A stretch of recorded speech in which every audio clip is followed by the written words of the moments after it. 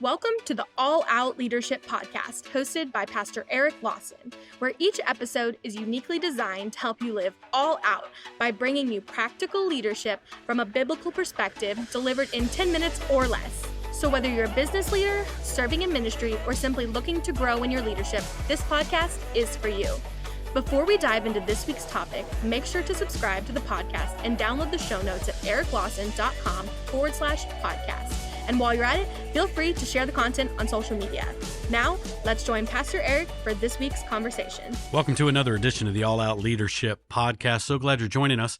I'm going to do something a little bit different for quite a few next of our episodes. And that is, I'm going to be teaching specifically the mission, vision, values of Element Church. This is really targeting my staff and all future staff that are coming on board and benefiting all of our volunteers. If you're not part of our church or part of our staff, I still recommend you listen because there's going to be great value in all the things that we're saying, a lot of great principles, but it is a little tailored for specifically my staff, our church, and volunteers in our church, but it'll continue to have some leadership focus. So let's talk about the words first: mission, vision, and values. These are big words inside of companies. You hear them a lot. Sometimes there's a confusion about, well, what's the difference between these? So just going to simplify. Mission is why we exist. Why does this organization, why does this company, why does this church exist? Vision really could be simplified into where are we going and how are we going to get there? So that is, where are we going and how are we going to get there? We are going to Disney World and we're going to go there by bus. Or we're going to Disney World and we're going to go there by plane. Much better, by the way. And then values. I just simplify values as this. We know why we exist and we know where we're going. We know how we're going to get there, but what are we going to look like by the time we get there?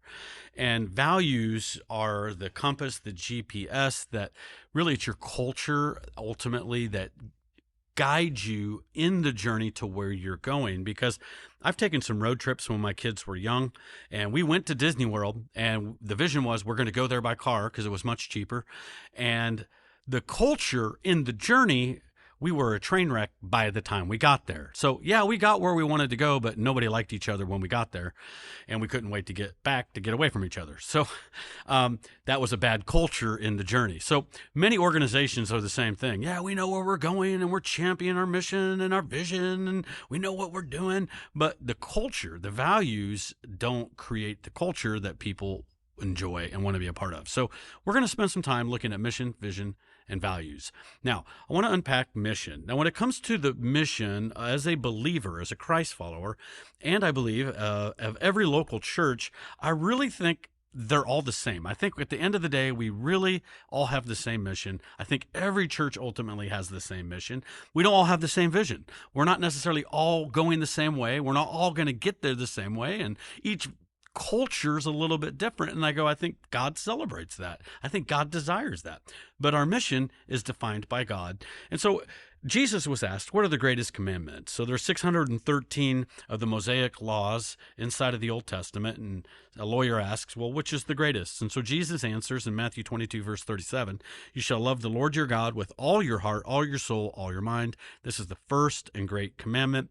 The second is like it. You shall love your neighbor as yourself. On these two commandments hang all the law and the prophets. So really the great commandment of every believer, and if it's for every believer, then it would be for every church, and that is, it's simplified. Love God, love people. That is the mission. Why do I exist? I exist for God. Secondly, I exist for what God exists for, and that is for the people that don't know God, the people that God loves. And so that's love God, love people. We look in Matthew chapter 28, we see that when the women came to the tomb and they saw that the tomb was empty, there's an angel, and he says, come see, and then go tell. And then we see in Mark chapter 3 and verse 14, Jesus prays all night when he's selecting his disciples.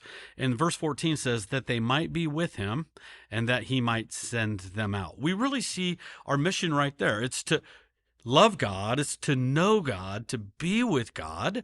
And then what? It's about people. It's about going out and reaching the people that he doesn't yet know.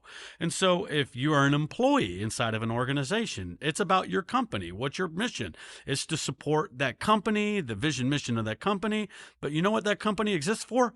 People, the customers that you don't yet have. So these principles apply really to every business and every company as well. So every believer's mission is to love God, love people. How do I know if I'm doing a good job at loving God? Well, it's really simple. We don't love God more than we love people. 1 John chapter 4, verse 20, John says, if someone says, I love God, and hates his brother, he's a liar. For he does not love his brother whom he has seen. How can he love God whom he has not seen? Jesus summarizes it this way in Matthew 25, verse 40. And the king will answer them and say to them, surely I say to you, inasmuch as you did it to the one of the least of these, my brethren, you did it to me.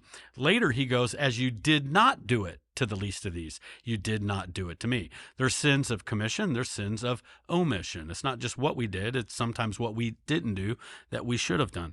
But he really summarizes, you love me at the same degree by how you treat the least of people. So as a staff member, how do I really know you love this organization? See, because Pastor, I love this church. I love you. I love being on this team.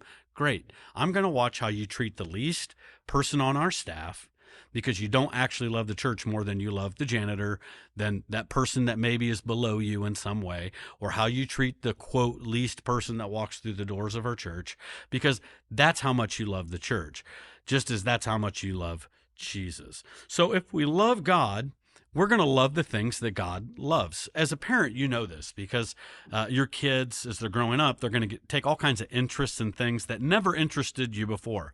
You may never thought a day about soccer. All of a sudden, Timmy comes home, Mom, I want to play soccer. And now you're out there crazy, screaming and yelling, and you're into soccer. Like, you know soccer players' names. You know all kinds of statistics about soccer. You know which way people are supposed to run on the soccer field. Like, you know those really intelligent things. But you didn't care until your kid cared, because as a parent, you begin to care about what your kids care about. My son, when Fortnite came out, he got into Fortnite. Well, I didn't know about Fortnite, but I jumped in there because my son liked it, and he wanted to play. So I wanted to spend time with my son, because that was the only way I could reach him, was to actually get into his video game with him.